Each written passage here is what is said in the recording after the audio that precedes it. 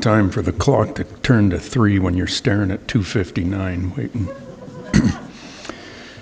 Call the regular council meeting for Monday, June 22nd to order at 3 p.m. Jody?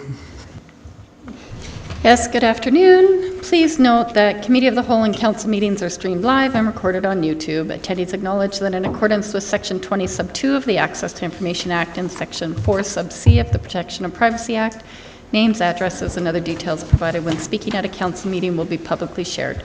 Should you have any questions related to the collection or disclosure of personal information, please contact the Legislative and Advisory Services Division for the Town of High River by sending an email to atip@highriver.ca. That is ATIPP@highriver.ca. Thanks, Jody. Adoption of today's agenda. I'll ask for a motion from Councillor Barton that Council adopt the agenda for the regular council meeting June 22nd as presented.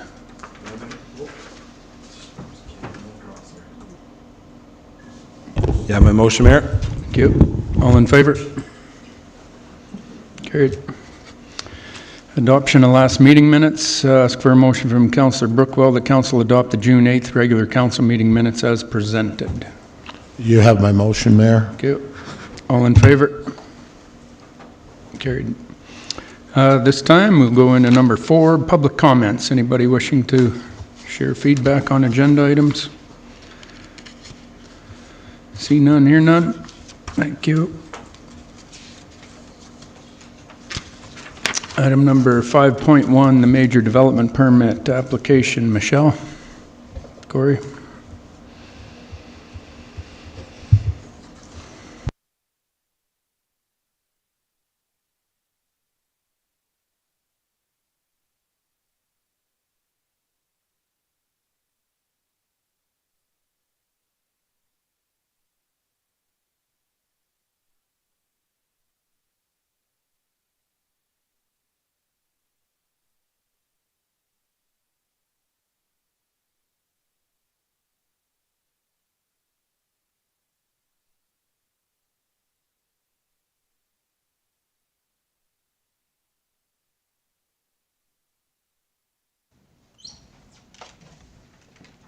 Oh, that's good. Yeah.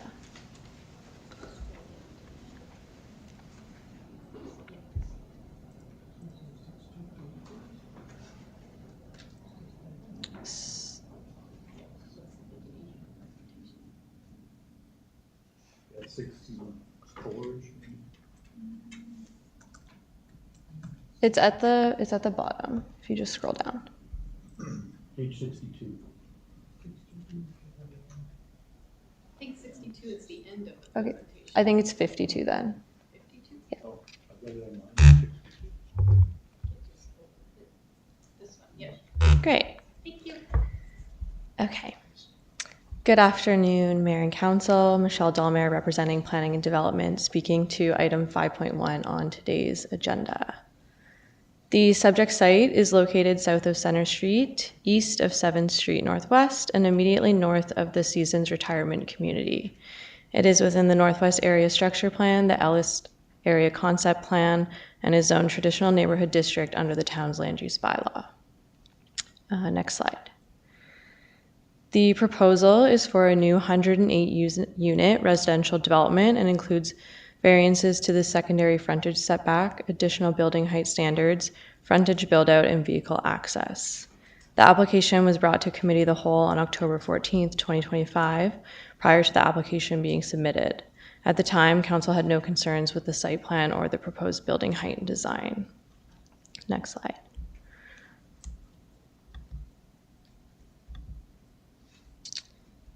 Administration reviewed the application against the Town Plan, Northwest Area Structure Plan, Ellis Area Concept Plan, and the Land Use Bylaw.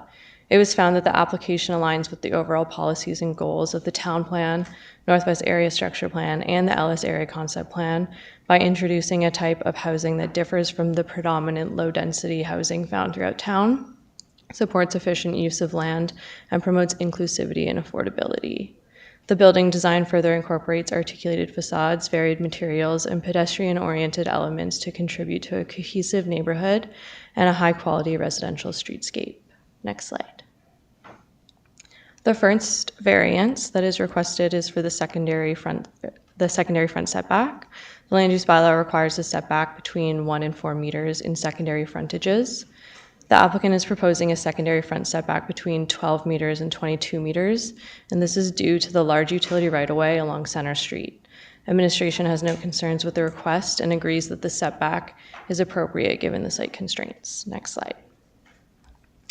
The applicant is also requesting a variance to additional building height standards, which requires floors above the second story of a building to be stepped back a minimum of 2.5 meters. The applicant is proposing that the porches on the building be interpreted as the building step back by creating visual interest and reducing appearance of the building mass.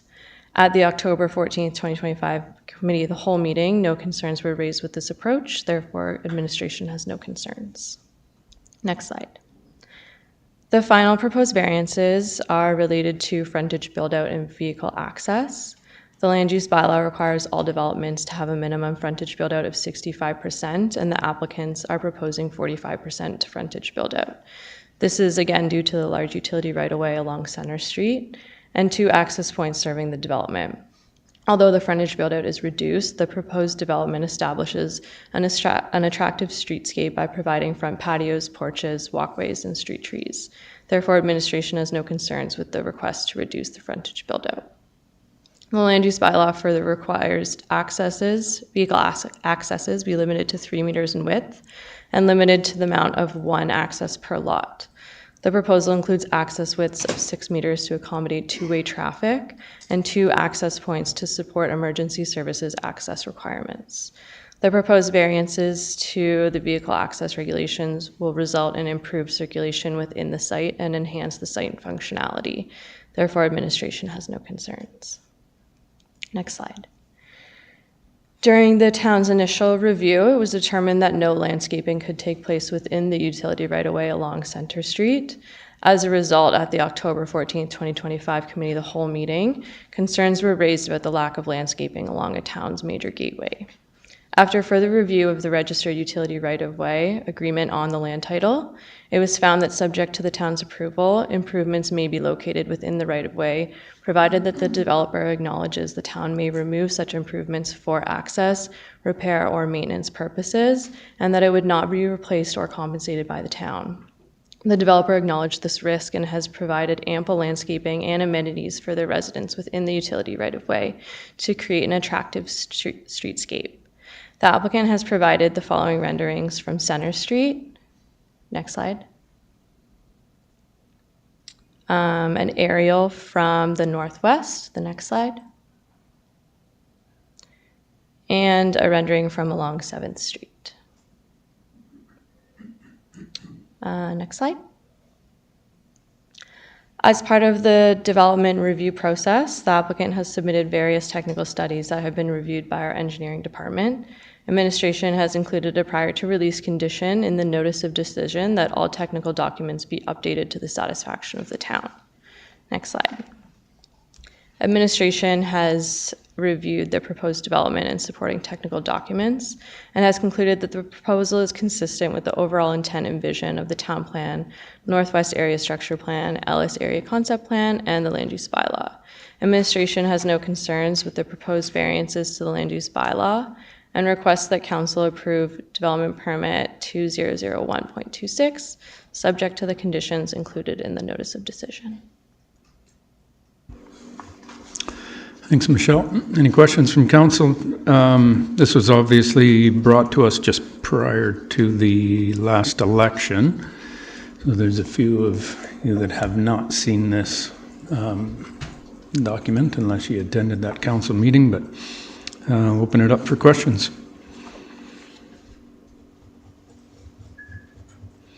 Councillor Nychuk.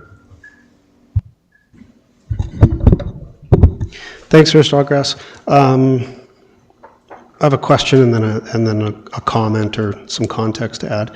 On the landscaping piece, really happy with the way that ended up on the north-facing piece to center, because I know it was one of myself and other council mates that brought up that being a very bare piece of land, and the frontage of that building facing to Center Street kind of looked very stark. So this solution, wherever that came from, I appreciate it. I would like to know where it came from the administrative side, because it was no off the start, and it's a utility right away, and we can't put any trees there. And I'm encouraged that administration found the pathway. I'd just like to know how we got there from what I perceive to be the no to this much better looking option, and I think much more will be much more appreciated by the community and the folks that live there. So maybe somebody from admin can give me that answer, that they worked really hard and diligently and came up with this solution. So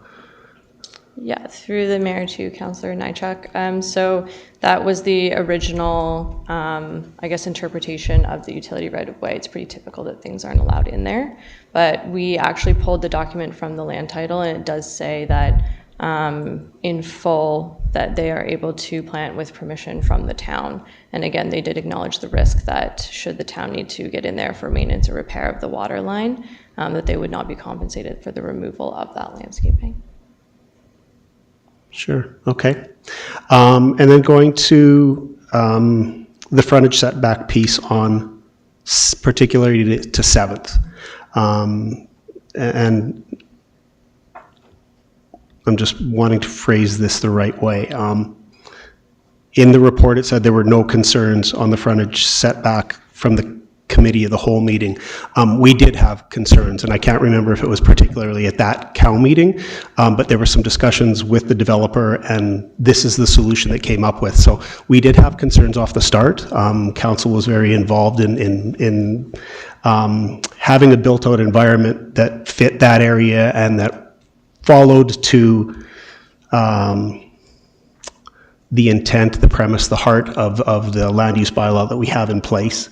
So I wanted to bring that into the public purvey, that there was a lot of discussion around it, and the developer and that team worked hard to come up with that solution that we see that's here. So it is a variance request, but there was work from council prodding and from the developer to come up with that. So I think there's been some really good solutions that have come forward through this working process.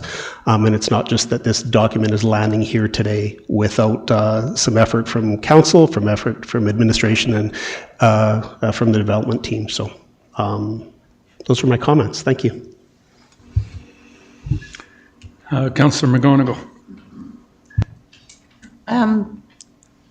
My sense of direction is not 110%, but just looking at the rendering from 7th Street, it does not show Polo Park on the other side of the street. Was there any consultation with adjacent landowners like Polo Park?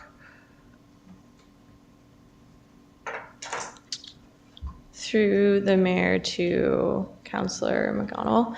The decision will be posted to the website and then subject to a 21-day appeal period. So the application was not circulated out to adjacent landowners now. Okay, thanks.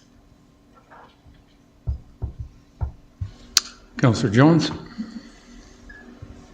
Thank you, Mayor Snodgrass, and I actually had similar comments as to Councillor Nychuk, and that I really like the way the back of this looks. So that was, for me, one of the biggest concerns was coming into town off Center Street and seeing nothing. I think it's the design elements in there look great, and I appreciate that. And again, we did have lots of discussion about that setback. So I like the design renderings that are on here, so thank you. Councillor Martin.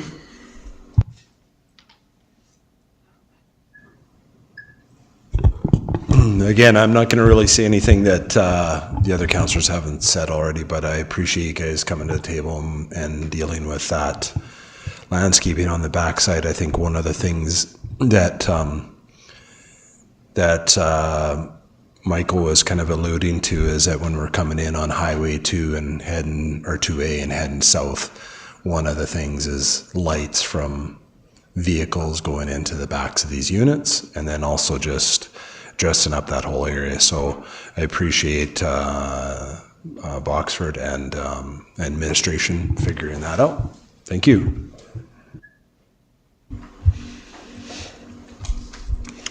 No further questions. I'll ask for a motion from Councillor Jones that council approved development permit 2001.26, a multi-unit residential development at 428-19-7 Southwest with the following variances. The one being section 3.4.5, secondary front setback, section 3.4.8, the additional building height standards, section 3.4.9, frontage build-out, section 3.4.10, the vehicle access, and again, section 3.4.10, vehicle access. Subject to the conditions noted in Schedule A, notice of decision dated June 22nd, 2026. I'll give you that motion, Mayor Snodgrass. Thank you. All in favor? Carried. Thanks, Michelle. Thanks, Corey. Water treatment plant dewatering system, Rob.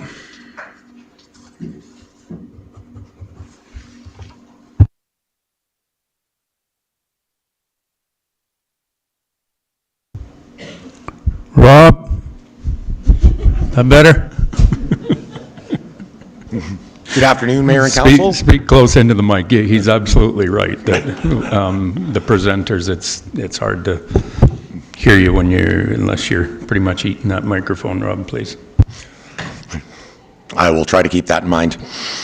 I am here today to ask for a request for a decision from Mayor and Council for an increase of capital funds for K405 water treatment plant dewatering system.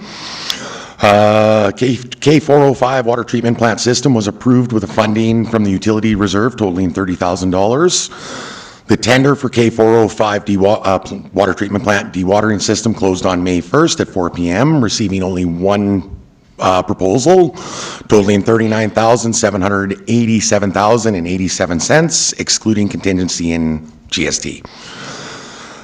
So we are asking for council to approve an increase of funds of $13,000 from the water utility reserve to cover off the increase in to cover off the increase in the project cost and to cover GST and the contingency. Thanks, Rob. Any questions from council? Councillor Nychuk. Thanks, Mayor Snodgrass. I was doing some mathing, and maybe my mathing wasn't very good. I was trying to understand this $14 per foot increase, and that increase cost overall to the project of $9,787.87 when you got 70 feet of density polyethylene required for the project, and then there's a $14 per foot increase unless it's not simply the $14 per foot times 70, because that only adds up to $980, not $9,787.87. So I'm looking for clarity on the math on how that. I understand costs have gone up. I'm not questioning that. I mean, go buy an apple now. Salaries have gone up. There has been a multitude. There's tariffs also included on the pipe materials now. We didn't quite describe their markup as well. We look at a 25% markup of the material as well from the $14 per linear foot, so that actually increases it another 25%.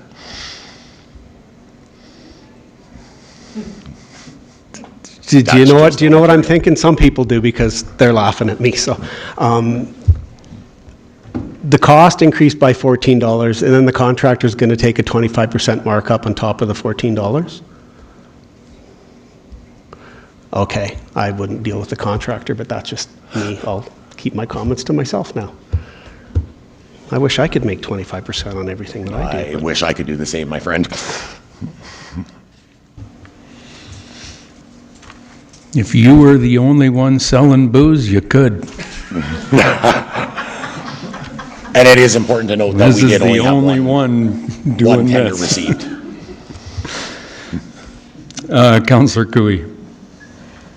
Thanks, Mayor Snodgrass. Thanks for the presentation. That's exactly where my question was. When we look at these next three points of order, only one contractor came forward That's correct. with an offer. Curious as to the industry. Is it an industry thing? Is there a shortage? Just curious why you think that's happened. I personally feel it's happened because companies are busy right now. shortage of companies out there that do this kind of work, especially locally. We are kind of stuck bringing companies out of Calgary. We really tried to go with a local provider with this one, and it is a local provider. Yeah, he is, yeah, I appreciate that, but I was just curious that there was only one, so Yeah, both of my projects this year only got one bid each. challenging times for that, thank you. Yeah. No further comments. I'll ask for a motion from Councillor Nychuk. The council award the contract to CDM Mechanical Limited in the amount of $39,797.87, and the council approve the increase of capital funds by $13,000, which will be funded from the Water Utility Reserve, and the council authorize the CAO to execute the contract with CDM Mechanical Limited. You sure there isn't somebody prettier than me that you can ask for that motion? No. Okay. Look at the tie. Look at that tie. You know what? I said, look at the tie. Yeah, that's why you got it. Honestly, I'd really like to say I'd want to defer this and look for another contractor, but if I did that, the water's going to come into that building tomorrow and we won't have mitigated the risk. So I'm going to give you the motion, Mr. Mayor, as you presented Thank it, you. and we'll go ahead with the work because next year it's just going to be more expensive and the water will come if I say don't do it. So Beyond kind of you. All in favor? Carried. I just pre-recorded Michael's speech, so he doesn't have to say it again. We'll just hit play on this one as well. Yeah, so this one Go ahead, Rob. is K406. So this is the backwash water reuse program. We are looking for a total increase of $12,000 as once again, materials, labor have gone up. Pricing from this was actually from 2024.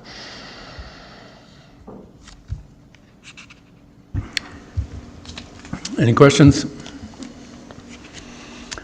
See none, hear none. Ask for a motion from Councillor Cooley. The council award the contract to CDM Mechanical for $22,399.97. The council approved the increase of capital funds by $12,000, which will be funded from the Water Utility Reserve, and the council authorized the CAO to execute the contract with CDM Mechanical Limited. I'll give you that motion, Mr. Snodgrass. Thank you. All in favor? Carried. Thank you. Thanks, Rob.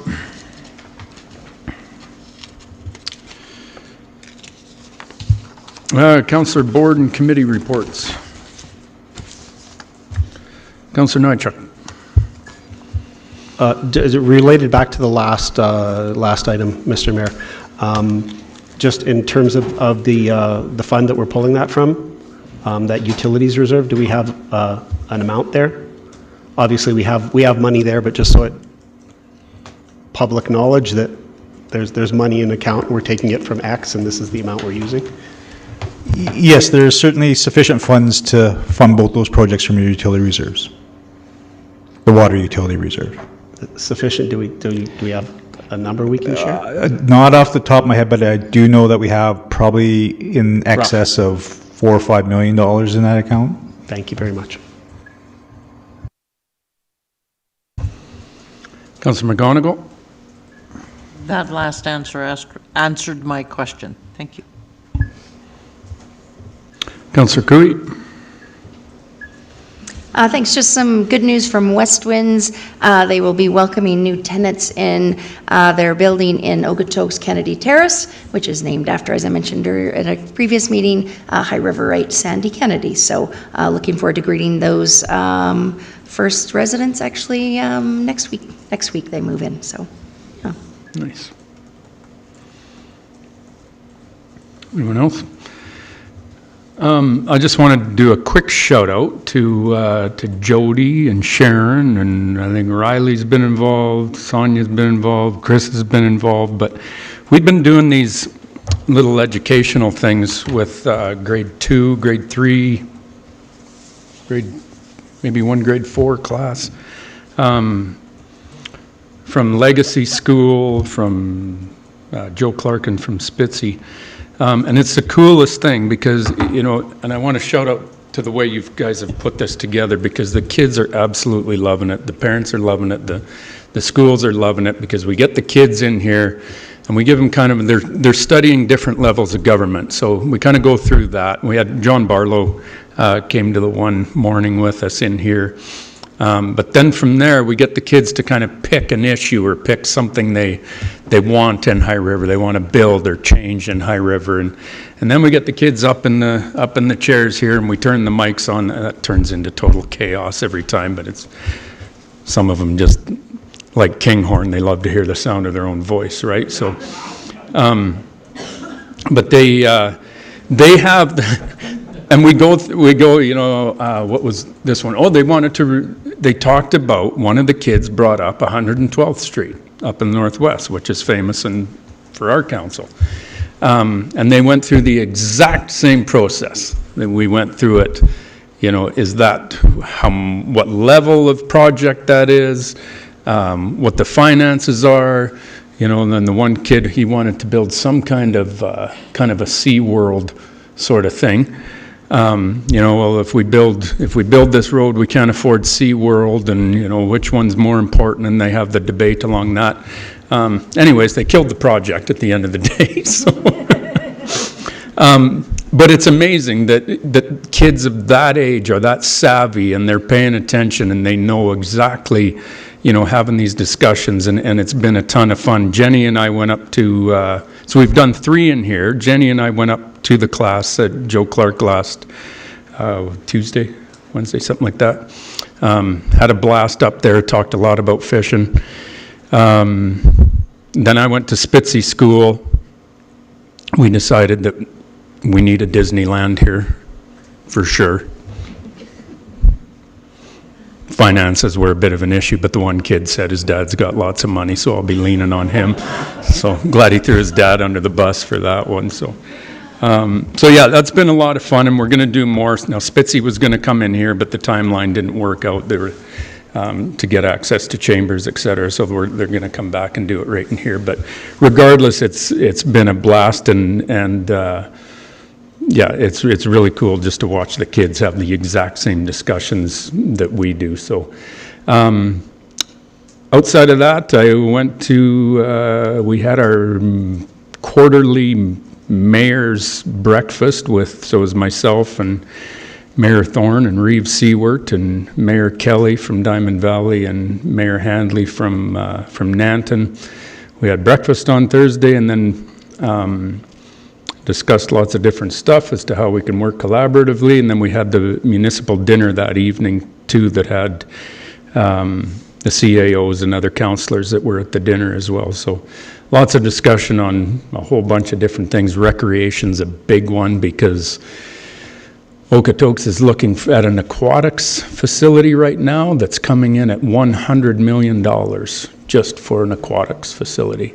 Diamond Valley there's a group in Diamond Valley that's considering some kind of rec center in Diamond Valley. That's $100 million bucks, right? So that's 5,000 person town. So, you know, and then the county, they've got their aspirations for things. So, you know, there's a lot being discussed on recreation and the cost of it and where to put it and everything else. It's extremely difficult, but and it costs an enormous amount of money. So lots on that. We had a good discussion on the provincial tax, education tax requisition.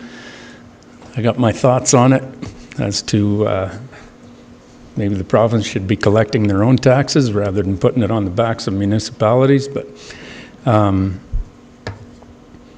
yeah, lots of other different things that we were discussing, but that was kind of what my last couple of weeks looked like. Anyone else? See none, hear none?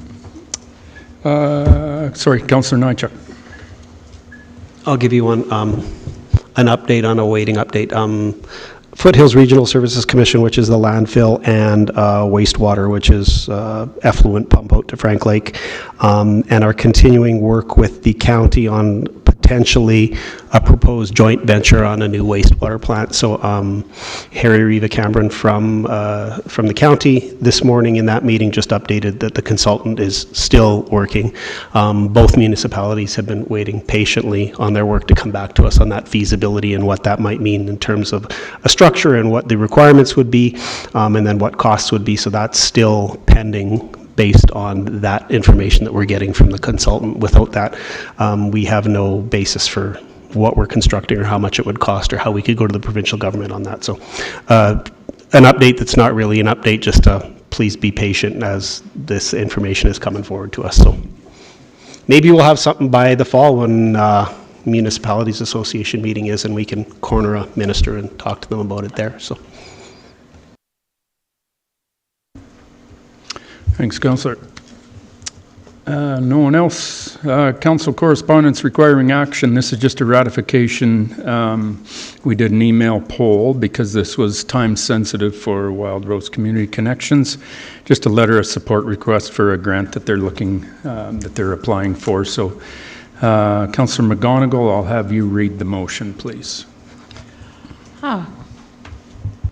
Be resolved, the council approve the mayor's having signed the letter of support for Wild Rose Community Connections application for the Community Initiatives Program, Organizational Development and Collaboration Grant. Such approval having been given prior to the council meeting by email consent of council. Thank you. Any questions? All in favor? Carried. Meeting adjourned 3:31.